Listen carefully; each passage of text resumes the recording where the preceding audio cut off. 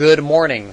In the spreadsheet that we used to log changes, there were a number from the settlement group around reports and filtering them by user and showing errors only and those sorts of things. There wasn't quite enough detail there for me, so I've sort of taken a stab at something to see if I could kind of guess what you were trying to get at. And what I sort of interpreted a lot of that to be was showing a user records that they've input that iCares probably won't accept if they try to get uploaded to iCares. So I've put together something that will show a user what they've input that iCares might not like, essentially. So on people's home screens now, they're going to see three links here.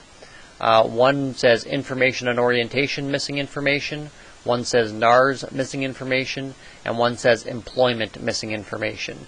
And each one of those links obviously to one of those iCares notes that you've been inputting.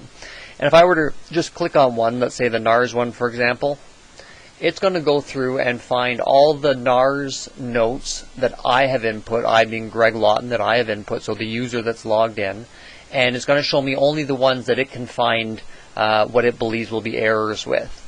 So as you can see, I've got one in here. It's got the note dates highlighted in green, which means there's something wrong. And if I scroll through here a little bit, we'll see the client intends on becoming a Canadian citizenship question is mandatory and not filled out. And the settlement plan completed and shared with client, again mandatory, and it's not filled out. So then what I can do is I can go back to the actual note, come in here and say client intends on becoming a Canadian citizen. Let's say yes.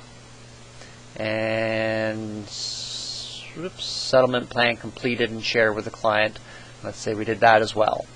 And then we go ahead and click Save Changes. Now, if I run that again, it's going to come up blank, meaning that as far as the system can tell, all the records that Greg Lawton has input should upload into iCares without problems. So that was the NARS one. Information and orientation and employment work exactly the same way. If I click on them, in this one I've got 4 that don't match up with what's in iCares, and as you can see there's mandatory fields that are missing as well. So anyway, so each of those links will show only the records that the user who is logged in has input that are missing information and need to be corrected. So I hope that helped. I'm not sure if that's exactly, like I say, I'm not really sure if I was interpreting what was on that spreadsheet right or not, but even if I wasn't, I think that might be useful for people to have access to that. So that's turned on for everybody in the settlement department. Let me know if you have any questions. Bye for now.